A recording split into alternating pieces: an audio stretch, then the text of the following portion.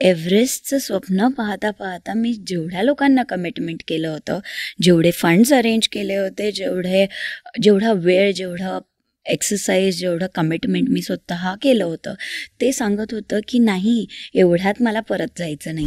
त्या क्रिवासला पाहिल्यानंतर मला जवळजवळ माझ्या फोटोला हार लागल्याचं फिलिंग आलं. मुलगी जिला सांगितलं गेलं होतं, शेवट काय चूल मुलंच करायचं आहे, कशाला हवं यायचं हे सगळं.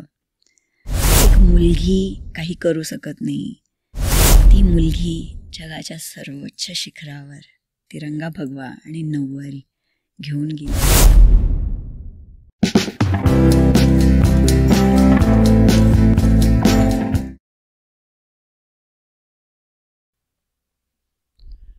नमस्कार. ग्रंथप्रेमीच्या या विशेष भागात मी निरंजन मेढेकर तुम्हा सगळ्यांचं मनापासून स्वागत करतो. आज आपल्यासोबत खरोखर एक खूप खास गेस्ट आहेत. सायक्लिस्ट, स्विमर, रनर आणि सगळ्यात महत्त्वाचं म्हणजे एव्हरेस्टर सुविधा कडलक. सुविधा, खूप मनापासून स्वागत तुझं ग्रंथप्रेमीमध्ये. आणि it's my really pleasure and honour की पहिल्यांदा मी कुठल्या तरी एव्हरेस्ट सर केलेल्या व्यक्तीची मुलाखत घेतोय, पॉडकास्ट त्याच्यासोबत करतोय. सो हे खरोखर खास फिलिंग आहे. तर आपण गप्पांना सुरुवात करूया लगेच, कारण मला खरंच उत्सुकता आहे की तुझा हा सगळा प्रवास जाणून घेण्याची. तू म्हणलीस तसं 17 मे 2023 आपण आता इंटरॅक्शन केलं तेव्हा 17 मे 2023 तुझ्या आयुष्यातला सगळ्यात मोठा दिवस, ज्या दिवशी तू एव्हरेस्टवर होतीस, सबमिट केलंस. हो. एक्झॅक्ट कसा होता, तुला अजूनही आठवत होतं? हो, नक्कीच. समिटवर गेल्यानंतर एक वेगळ्या जगामध्ये होते मी. Obviously it gave me that ऊर्जा जी जन्मात मला कदाचित खूपशा फेलियर्स नंतर भेटली, किंवा खूपशा ट्राईज आणि खूपशा एफर्ट्स नंतर भेटलेली जी सॅटिस्फॅक्शन मला भेटली होती, ती अशी होती की I felt I can do anything in this world now. This is what actually came in my heart and mind, की जर मी आता एव्हरेस्ट समिट केले म्हणजे नक्कीच I can do, a women can do, आयपेक्षा a women can do anything in this world. And you were actually on top of the world at that moment. I was on Mount Everest, the world's highest peak, जिथे शक्यतः खूप कमी, जर population पाहिलं तर पॉप्युलेशनच्या कम्पॅरिझनमध्ये अगदी खूप कमी पाय पडलेत तिथे.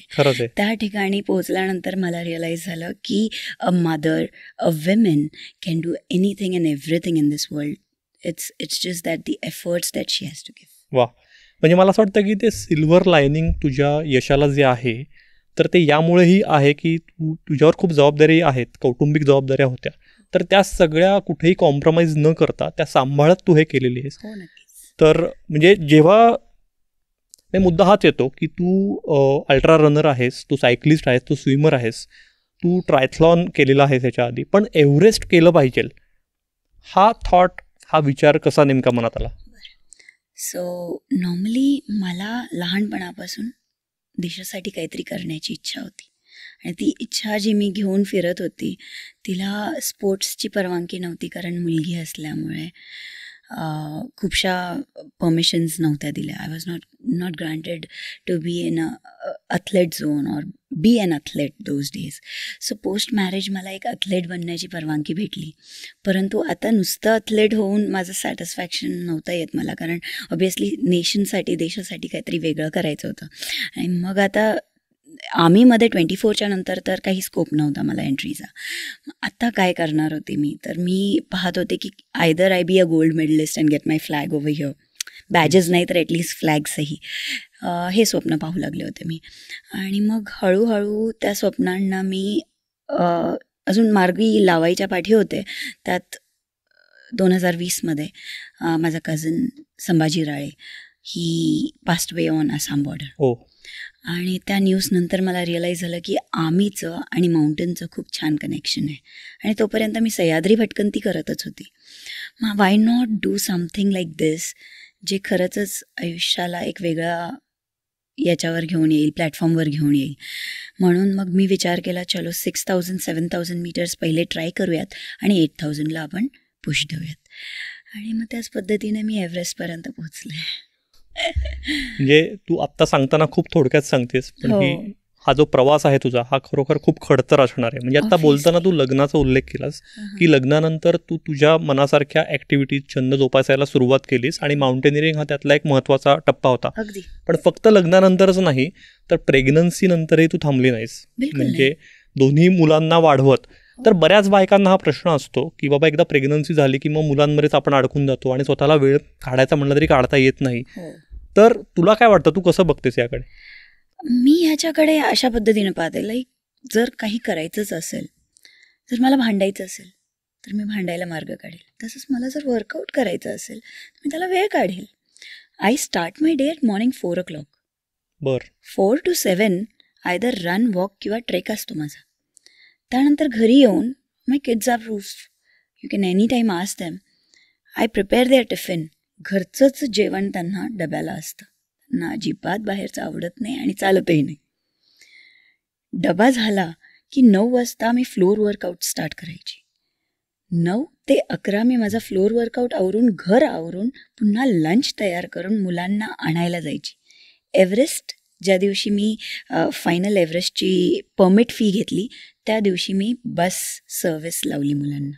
त्या अगोदर त्यांना जाऊन आणून सगळं करून मीच करत होते. त्या पलीकडे दुपारचं जेवण त्यांना भरवलं. 3 वाजता मोठी मुलगी माझी सान्वी कडलग यायची. तिला जेवण भरवलं की त्या दोघांना डिझायरमध्ये आराम करा म्हणायचे आणि मी गाडी चालवत शिवाजीनगर वॉलला पोचायची. तिथेही माझी प्रॅक्टिस असायची क्लाइम्बिंगची. क्लाइम्बिंग प्रॅक्टिस झाल्यानंतर पुलअप पुशअप झाल्यानंतर दोन्ही मुलांना गाडीत घेऊन मी बॅक टू होम.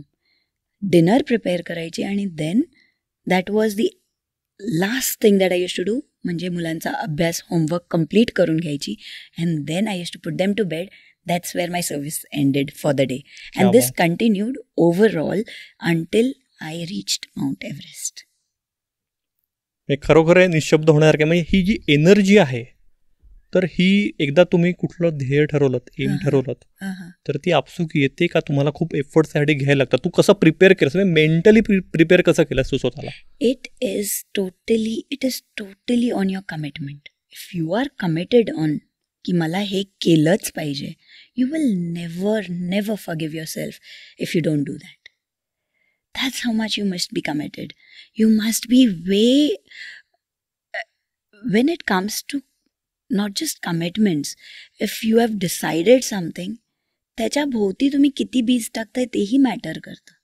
बरोबर. एक जर तुम्ही फिटनेसकडे नाहीच आहेत आणि तुम्ही एव्हरेस्टकडे निघालात, पैसे असू द्यात तुमच्याकडे, जगात सगळं असू द्या, परंतु तुम्हाला जर काही ध्येय तुमच्या मनात आहे तो पूर्ण करायचा आहे, त्याला लागणारा कमिटमेंट, त्याला लागणारा काय बोलतो आपण, you have to design a programme which should be according to the expectation level. It shouldn't mismatch your needs at home, your commitments to your children, your individual fitness practice, and then it comes to your own performance. So हे सगळं जर लाईनीवरती तुम्ही prepare केलेलं असेल तर नक्कीच you cannot fail there. तुमच्या एव्हरेस्टच्या प्रत्यक्ष मोहिमेकडे आपण येणारच आहोत, पण आत्ताच्या विषयाच्या अनुषंगाने, म्हणजे जेव्हा आपली आई असं काहीतरी प्रिपरेशन करते, रोज एवढं फिटनेस करते, तर त्याचा मुलांवरही पॉझिटिव्ह इम्पॅक्ट होतो. तुम्ही हे ऑब्झर्व करताय? ऑफकोर्स. मी क्लाइम्बिंगला जायची. माझी मोठी मुलगी त्यावेळेला 4 वर्षाची होती. ती पाहायची की मी क्लाइम्ब करते आहे. ती त्या वेळापासून ते मुलगी माझी 7 वर्षाची होईपर्यंत तिने कधी तो डिसिशन घेतला आणि she became a silver medallist for Maharashtra. At her age she went for Tata Steel climbing competition आणि तिथून so she showed up. Like मम्मा एकटी करते आहे असं नाही झालं आहे. मग ते ऑलमोस्ट बीज पेरले गेलेत आणि त्याच्यानंतर त्याचं छान फुल असं सिल्वर मेडल घेऊन घरी आलं होतं. इनफॅक्ट मला आठवतं तिचे बाबा म्हणत होते की मम्मा तू जर असतीस तिच्यासोबत तर नक्कीच तिने गोल्ड आणलं असतं, पण ती खूप एन्जॉय करत होती. म्हटलं तिचं खेळायचंच वय आहे, जे आणलं ते माझ्यासाठी सोनं आहे. क्या बात. प्रत्यक्ष एव्हरेस्ट मोहिमेदरम्यान मला वाटतं 10 दिवस पूर्ण लागतात, म्हणजे बेस कॅम्पपासनं ते समिट करून रिटर्न यायला. हो. तर तो पण एक माइंड गेमच आहे की प्रत्येक टप्पा हा अजून अजून अवघड होत जातो. हो. आणि त्यातले काही टप्पे तर म्हणजे लिटरली लाईफ अँड डेथ. तुम्ही स्वतः डोळ्यांनी डेथ बघितली काही लोकांची. अगदी. तो अनुभव कसा होता आणि तो सांगाल आम्हाला?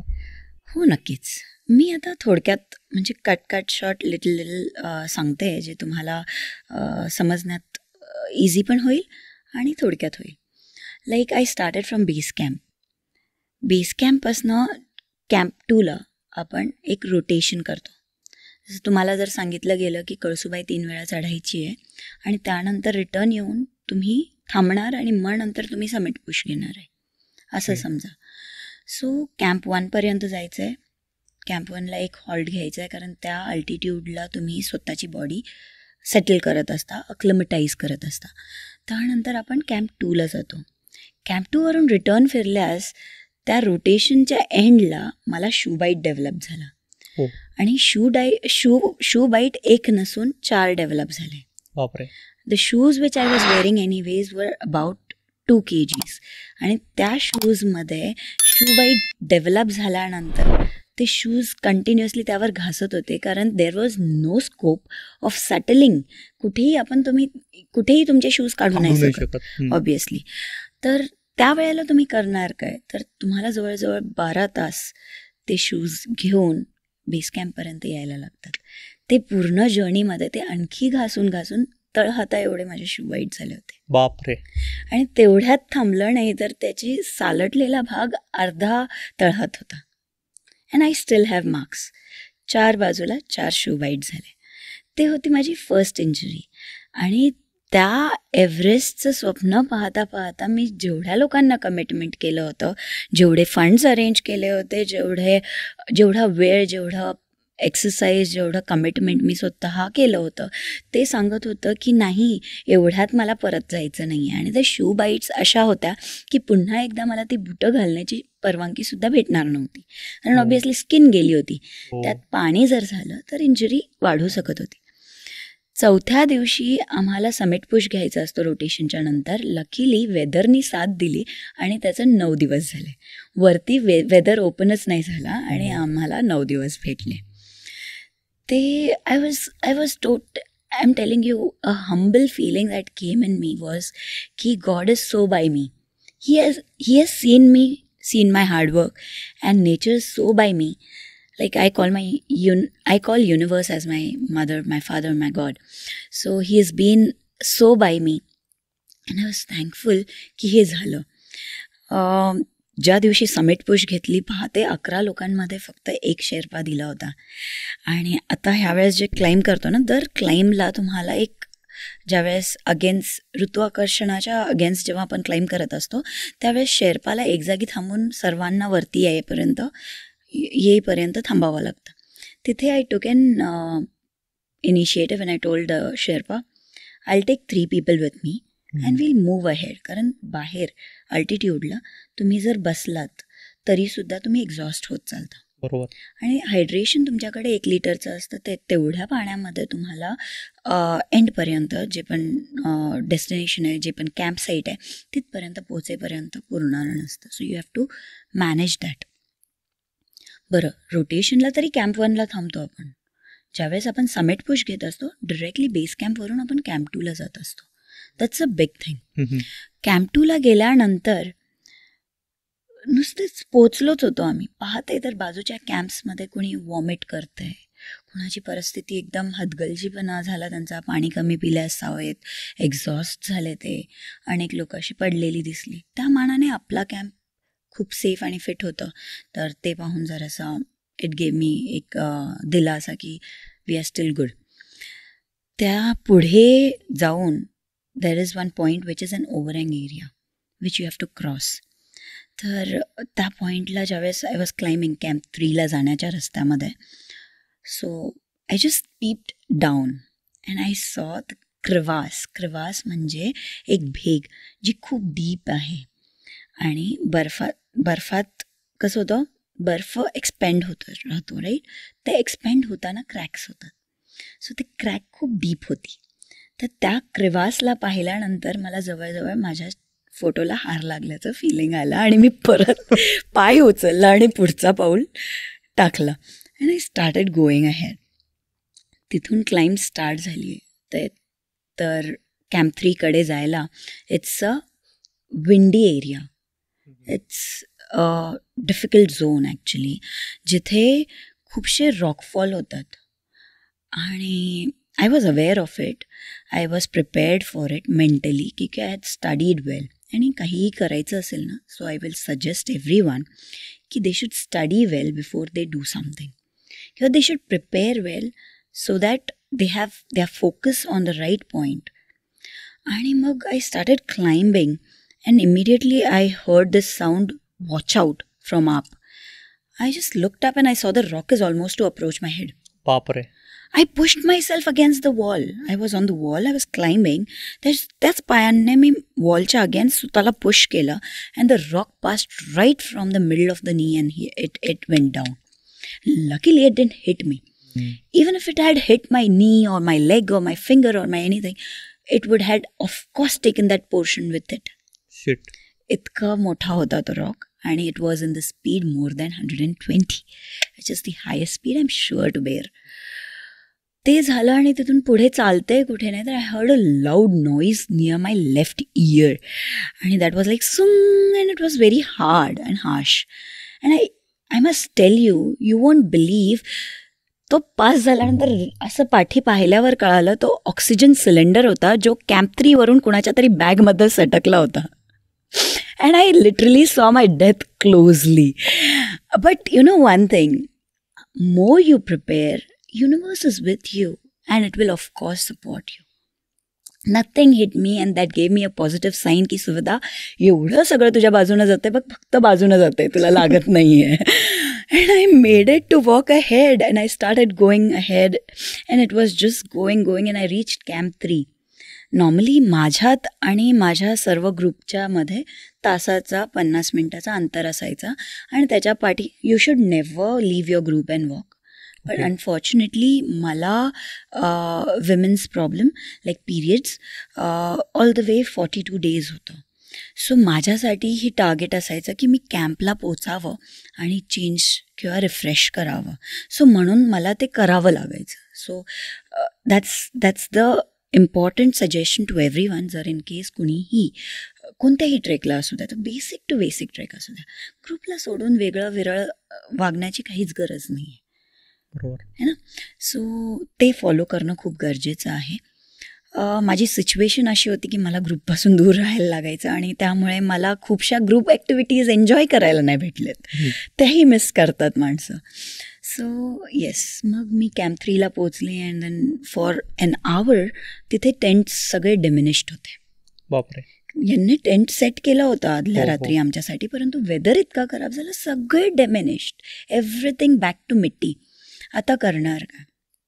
Again the new tent set करण्यापर्यंत it took 45 minutes 50 minutes and then I got एक छत माझ्या डोक्याला and then I got a chance to relax. आणि ह्या झोनमधनं पास होऊन आम्ही डेथ झोनला जातो. कॅम्प 3 नंतर आम्ही कॅम्प 4ला जातो. कॅम्प 4 रिअल टर्म्स जर सांगायचं झालं तर that's the area which is low on oxygen, huge accident prone and it is said की death zone. So of course you understand what I mean there. So तर death झोनमध्ये असताना खूपशे असे इन्सिडेंट्स होतात की ज्यांना यू हॅव टू सी, तुम्ही पाहू शकता, पण तुम्ही काहीच करू शकत नाही, कारण तुम्ही स्वतःही दमलेले असता. तुमच्याच बरोबर. शरीरात ताकद नसल्या you have to help yourself. Rule is प्रकृतीचा नियम, स्वतःला हेल्प करा, नंतर मग दुसऱ्याला हेल्प करा. तुमच्यात ताकद असणं गरजेचं आहे. डेथ झोनमधनं पुढे जायचं तर विंडी एरिया, खूप जास्त विंडी असल्यामुळे आणि स्नोफ्लेक्स लिटरली गॉगल्सच्या आतमध्ये, जेल्बोच्या आतमध्ये, म्हणजे Julbo is the brand of the goggles which we wear, त्याच्या आतमध्ये स्नो जमा झाल्यावरती you cannot even see anything. So मी लिटरली त्या गॉगल्सला आपल्या आयब्रोजवर ठेवायचे आणि त्या छोट्याशा गॅपमधनं I use to look down की रस्त्यात मी जिथे पाय देते तिथे क्रिवास तर नाही आहे ना, am I walking on a right path. That's the way I was walking that zone. आणि अनफॉर्च्युनेटली डेड बॉडीज पाहिल्यानंतर थोडंसं एक फिअर जो येतो तो मला एकच सांगत होता की जेही झालं आहे he was a strong mountaineer and he is blessed us and we are able to walk, असं म्हणून मी पुढे जायचे. असं करता मी समिटला पोहोचले. I miss my dad a lot. And जेव्हा फॉगी वेदर होतं किंवा कोणताही हाईट मी अचीव केलेला असेल, मला पहिले बाबा येऊन मिठी मारतात. आणि when I hug my dad, I always get so humble. I just got on my knees. I came to the earth. I said, thank you so much for letting me reach here. Immediately I did that. I remembered मला तिरंगा भगवा नऊवारी नेसून फडकवायचं आहे राव, असं एवढ्यात नाही जमणार. नऊवारी काढली, नऊवारी घातली तिथे समिटवर आणि तिरंगा भगवा फडकवला. अँड आय गेस त्यावेळेला मला एका मुलीचा लेटर दिसला माझ्या डोळ्यापुढे. माझी मुलगी होती ती. आमच्या दोघीत कमिटमेंट झाला होता की बाबा लवकर येत नाहीत, मग आपण एक दुसऱ्याला रोज नाही भेटू शकणार व्हिडिओ कॉलवर. मग तू काय करायचं आहे तर तू डायरी लिहायची आहे. त्यात तिने त्या दिवशी, इतर दिवशी सगळ्या कंप्लेंट्स, मम्मा टीचर अशी बोलली, मम्मा आई अशी वागत होती, मम्मा दादाने हे केलं, मम्मा डॅडू माझं ऐकत नाही. पण त्या दिवसाचा लेटर म्हणत होता, मम्मा बस झालं, खूप दिवस झाले ना मम्मा, ये ना मम्मा, आता खूप दिवस झाले. आणि खाली एक छोटासा बबल होता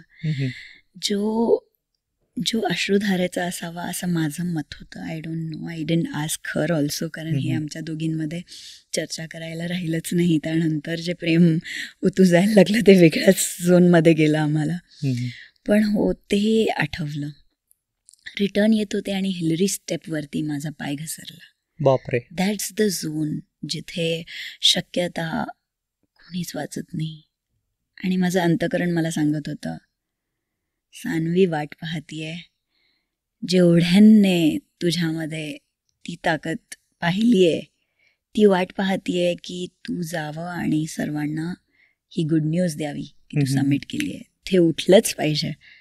शक्य ती मदत घेतली. काही लोकांना विश्वास तिथे मी तुम्हाला सांगितलं कोणी लवकर मदत करू शकत नाही, कारण ते सुद्धाही दमलेले असतात. बरोबर. त्यावेळेला मी तिथे एका शेर्पाला म्हटलं, सर मी काही दमली नाही आहे, मला फक्त माझ्या पायांवर उभं राहता आलं तर मी ही पूर्ण पाथ एका वेळेला बेस कॅम्पपर्यंत चालू शकते, एवढी ताकद आहे, मला फक्त उभं करा. तिथे कशी बशी उभी राहिले, खाली आले आणि देवाला म्हटलं, thank God for being by me. ही जी जर्नी मला करण्याची संधी दिली आहे. एक मुलगी काही करू शकत नाही, शिक्षण तरी कशाला हवं आहे तिला, असे स्टेटमेंट्स जिला ऐकायला लागल्या होत्या. एक मुलगी जिला सांगितलं गेलं होतं शेवट काय चूल मुलंच करायचं आहे, कशाला हवं यायचं हे सगळं. ती मुलगी जगाच्या सर्वोच्च शिखरावर तिरंगा भगवा आणि नऊवारी घेऊन गेली. आणि हे जगात पहिल्यांदा झालंय की ट्रेडिशन एव्हरेस्टवर गेले. राईट. म्हणजे हा खरंच खूप आगळा वेगळा विक्रम तू प्रस्थापित केलास. मला सांग की समिटवर किती वेळ थांबता येतं त्या तिथल्या क्लायमेट आणि सगळ्याचा विचार करता? मी जेवढ्या लोकांना पाहिलं ते 7 मिनटं ते 10 मिनटं लयातले तिथे थांबले, कारण ब्रीथ करणं पॉसिबल नव्हतं. मला नऊवारी घालायलाच 40 मिनटं लागले होते. I am sorry. बापरे. मी खूप लोकांना येता जाता पाहिले. खूप लोक तिथे आली गेली. नऊवारी नेसता ती रेडीमेड बनवून घेतली होती. मला म्हटलं सोपं जावं म्हणून, परंतु ती काही शूजमधनं जाईना. नंतर एक कोणीतरी आला ज्यांच्या वेस्टला ते कटर होता, त्यांची कटरची हेल्प घेतली आणि ते साडीला कट करून तिला सेट करून मग पुन्हा एकदा ती नऊवारी नेसली. आणि मग नंतर तिथे फोटो घेतल्यानंतर तो सॅटिस्फॅक्शन आला. म्हणजे त्याला 40 मिनटं लागले. तर असं केलंय मी. आत्ता बोलताना फंडिंगचा उल्लेख झाला. एव्हरेस्ट करायचं सर हे अनेकांचं स्वप्न असतं, प्रत्यक्षात खूप कमी लोकांचं उतरतं. त्यामागे फिजिकल फिटनेस हे खरंच खूप मोठं हर्डल आहे, कारण ते अचीव करणं खूप महत्त्वाचं आहे आणि तितकंच अवघडही आहे. पण त्याचबरोबर फंडिंग. तर एव्हरेस्ट एक्सपिडिशनला किती खर्च येतो अंदाजे, आणि तो तू कसा उभा केलास? बेसिक एक्सपेन्स 35 lakhs आहे. त्यातील मला स्पॉन्सर झालं होतं ते 10 लाख रुपये. त्यात क्राऊड फंडिंगही ॲड झाली आणि जे पण स्पॉन्सर पार्टनर्सनी सपोर्ट केलं, कुणी लाख कुणी 5 लाख, तेही ॲड झालं आणि टोटल मिळून माझ्याकडे 11 लाख रुपये जमा झाले होते. त्यातील लाखभर रुपये माझे असेच रश अराऊंड आणि अपॉइंटमेंट घ्यायला आणि जायला आणि यायलाच गेले. पण I didn't count that yet, I counted like that way. आणि राहिलेलं माझ्या हस्बंड आणि फॅमिलीने सपोर्ट केलं. इनफॅक्ट हस्बंडनी पर्सनली. तू एक यशस्वी ट्रेकर तर आहेस, एव्हरेस्टवीर आहेस, पण याशिवाय तुझ्या बाकीच्या आवडीच्या ॲक्टिव्हिटीज सगळ्या आहेत. तर या ॲक्टिव्हिटीजबद्दलही आम्हाला सांगशील? रनिंग असेल, स्विमिंग असेल, सायकलिंग असेल. मला ॲडव्हेंचर क्रेज आहे.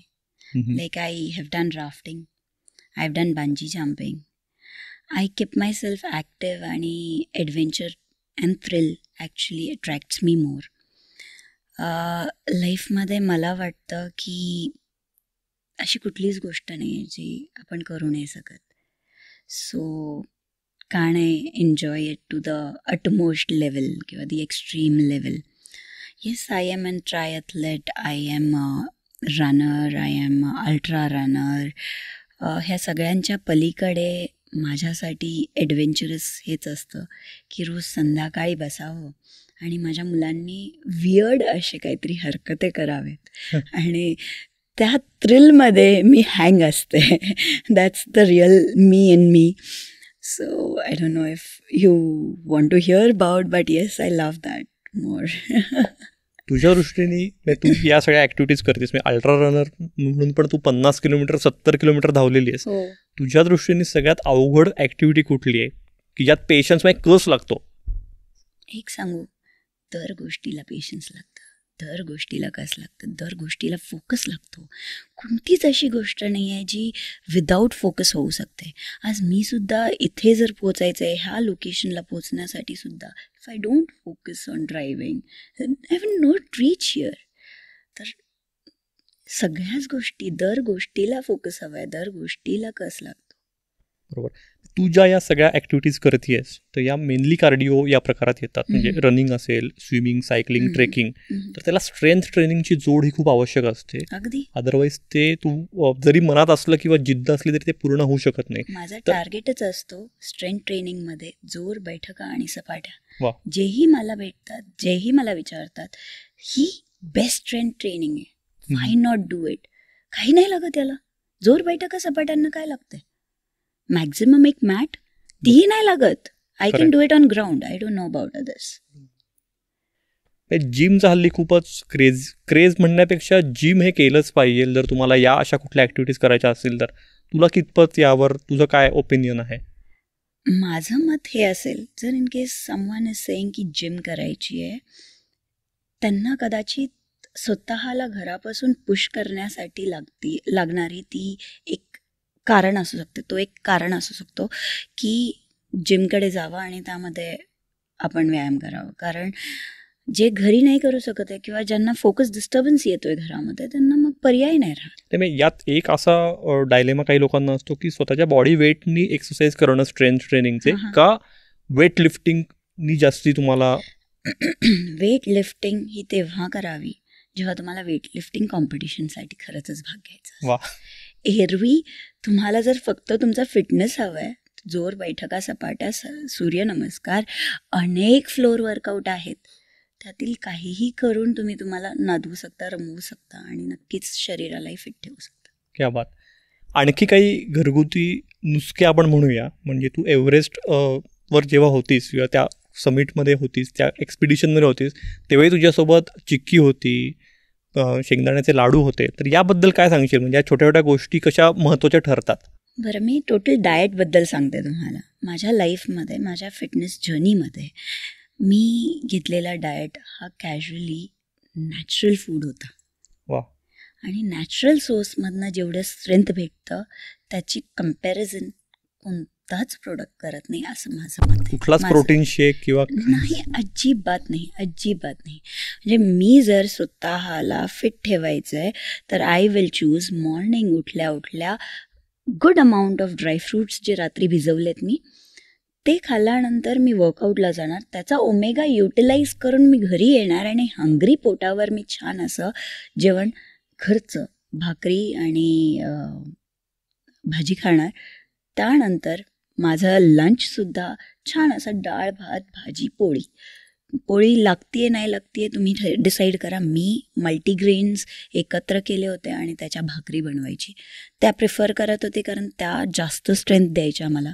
इनफॅक्ट माझ्या मुलांनासुद्धा त्याची इतकी आवड लागली की आत्तासुद्धा त्या भाकरीशिवाय त्यांचं जेवण पूर्ण होत नाही. आणि dinner it should end before 7 o'clock. बाकी जेवणातलं जे जेवण तुम्ही पहिल्यापासून जे आजोबा आजी ह्यांच्या वयामध्ये वापरलं गेलं आहे त्याच गोष्टी आणा ना. नाचणी आणा, हुलगे आणा, इतक्या स्ट्रॉंग आहेत, सर्वात सपोर्टिव्ह आहेत.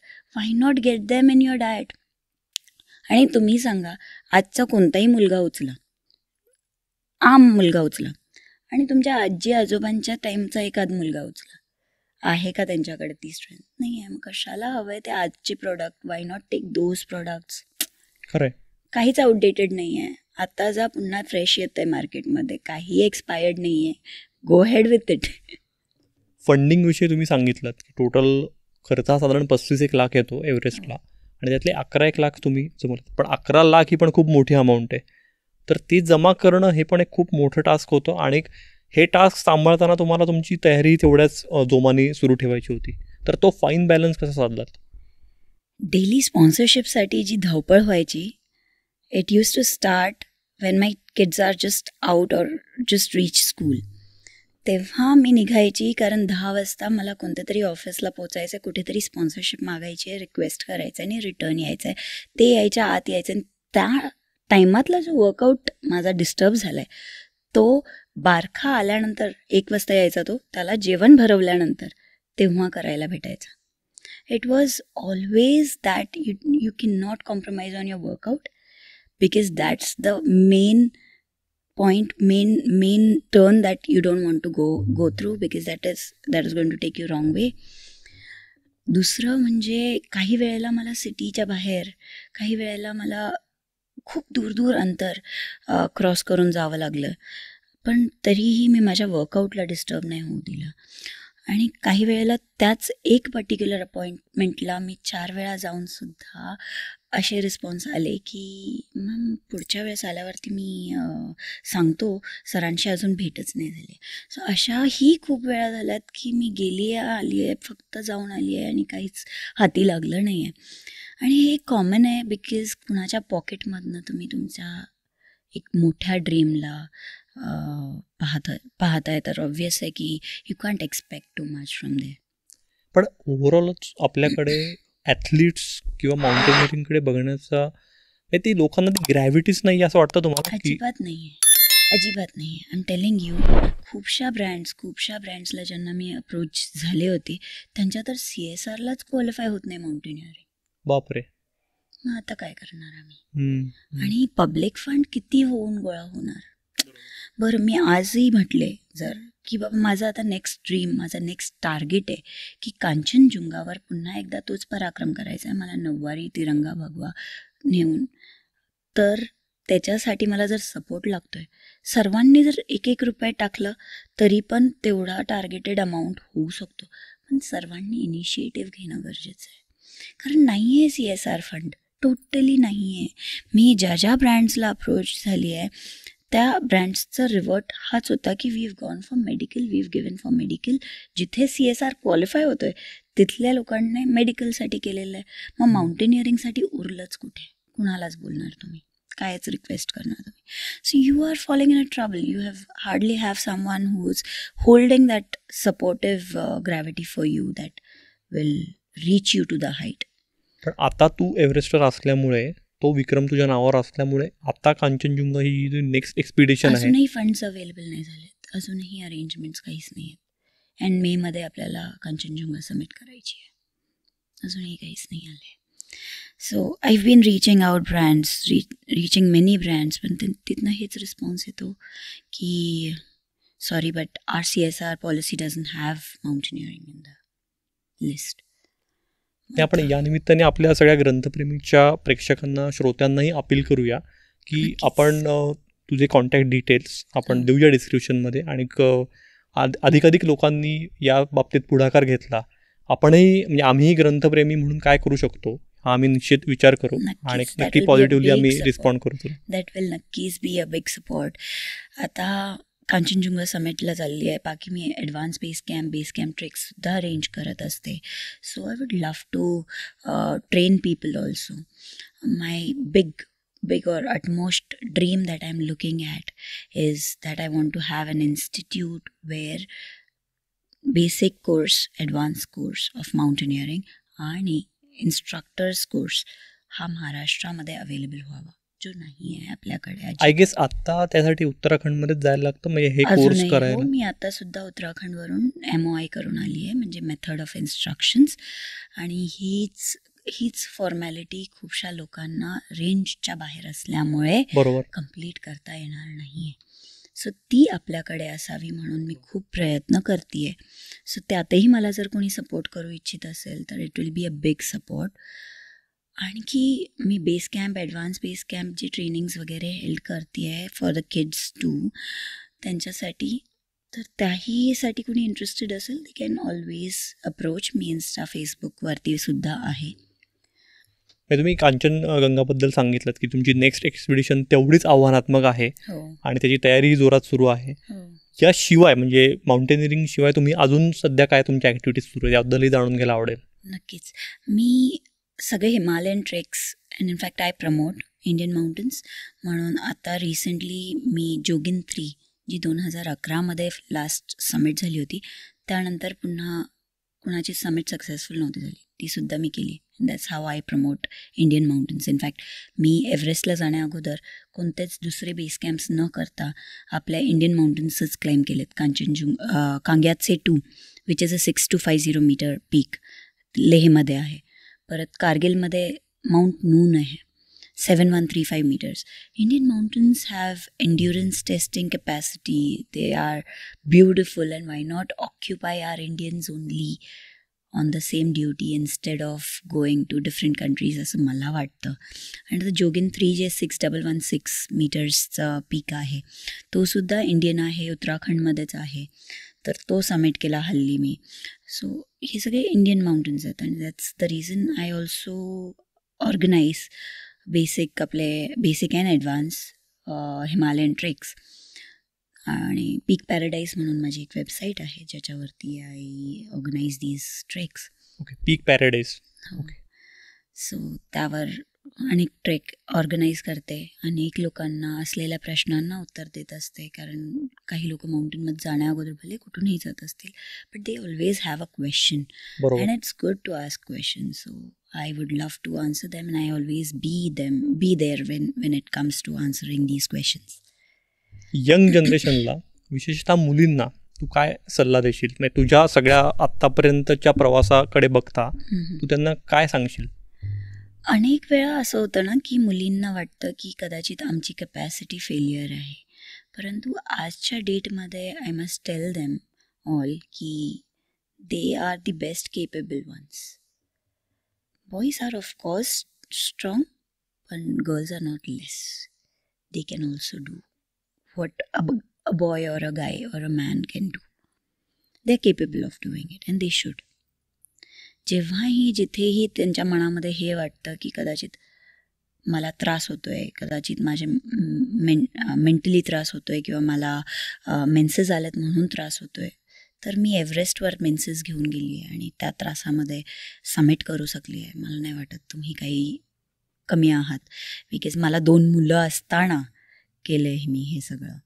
After the 2 kids with this many pains I could summit Mount Everest. Why not you? खरंच आहे. मला एक सांगशील की जेव्हा तू एव्हरेस्टवर गेलीस पीकवर आणि ते मोमेंट्स खरंच मॅजिकल असतील, तर तिथे गेल्यावर किंवा तिथनं परत आल्यावर तुझं एकूणच त्या बर्ड आय व्ह्यूमुळे असेल, पण एकूणच जगाकडे, माणसांकडे, नातेवाईकांकडे, स्वतःच्या मुलांकडे बघण्याची दृष्टी बदलली तुझी? I become very patient.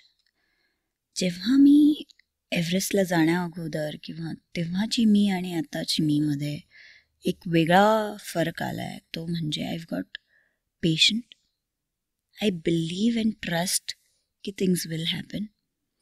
आता असं नाही होत की मला ते विचलित होण्याची वेळ येत नाही अजिबात, की काय होणार आहे काय नाही होणार आहे. Because I know things are going to happen at right time in a right way. So I give it a time. I got way patient. त्यानंतर कोणत्याच गोष्टीला मला आता पाहण्याचा दृष्टिकोन थोडा असा झाला आहे की आय नोटिस्ड की मी खूप पॉझिटिव्हली घ्यायला लागली सगळ्या गोष्टी. खूप मोठा चेंज आहे तो माझ्यामध्ये. कारण अनेक वेळा असं होतं ना की एक फिअर जो असतो ना नेगेटिव्हिटीचा, तो माणसाला पाठी घेऊन येतो. I don't have any fear now. I know anything can happen and everything can happen in this world. So हे एक खूप सुंदर चेंज आला आहे माझ्यामध्ये. अँड आय बिलीव्ह हंबल राहणंसुद्धा तेवढंच गरजेचं आहे. कारण ओव्हर कॉन्फिडन्स हा कुठेच घेऊन नाही जाणार आहे. You need to be humble. You need to calm down. काही येऊ दे, त्याची हाईप काही सेकंडसाठी असते. त्यानंतर पुन्हा एकदा अरे हे राहिलं आहे बरं का आपल्याला अचीव्ह करायचं आहे, हे नेहमीच जागं होत असतं. सो तुम्ही कुठेच कोणताच मोठा डॉन झालेला नाही आहे. पुन्हा एकदा खाली या आणि पुन्हा एकदा त्या जमिनीवरतीच चालायला लागा. That's the best thing one can do. वा. आणि ते सुधारणा माझ्यामध्ये आय एम शुअर एव्हरेस्ट नंतरच आली आहे. एव्हरेस्ट तू केलेलंच आहेस, कांचनगंगाही निश्चित तू करणार आहेस. त्यासाठी आमच्या Right, खूप right. साऱ्या शुभेच्छा तुझ्या पाठीशी आहेत. जी. आणि तुझ्या पुढच्या सगळ्या माउंटेनिअरिंग ॲक्टिव्हिटीजला आणि ॲडव्हेंचर ॲक्टिव्हिटीजला तुला मनापासून शुभेच्छा. थँक्यू. तू वेळात वेळ काढून आलीस आणि आमच्यासोबत तुझी सगळी जर्नी, तुझा सगळा प्रवास विशद केलास. मनापासून धन्यवाद. Thank you so much for calling me on the platform. I liked it. सगळ्या ग्रंथप्रेमीच्या प्रेक्षकांनाही विनंती आहे, आव्हान आहे की नक्की सांगा, तुमच्या प्रतिक्रिया आमच्यापर्यंत जरूर कळवा. सुविधालाही सांगा की ही मुलाखत, हा पॉडकास्ट तुम्हाला कसा वाटला. आणि असे रिअल लाईफ मोटिवेटर आपल्या आजूबाजूला खूप आहेत, असे आयडॉल खूप आहेत. तर असं आणखी कोणाला आपण या प्लॅटफॉर्मवर बोलवायला पाहिजे, त्यांच्यासोबत अशी चर्चा केली पाहिजे, तेही नक्की सांगा. भेटूया पुढच्या एपिसोडमध्ये अशाच आणखी एखाद्या महत्त्वाच्या आणि इंटरेस्टिंग विषयावर आणि व्यक्तिमत्वाशी गप्पा मारायला. बघत राहा आणि ऐकतही राहा ग्रंथप्रेमी पॉडकास्ट.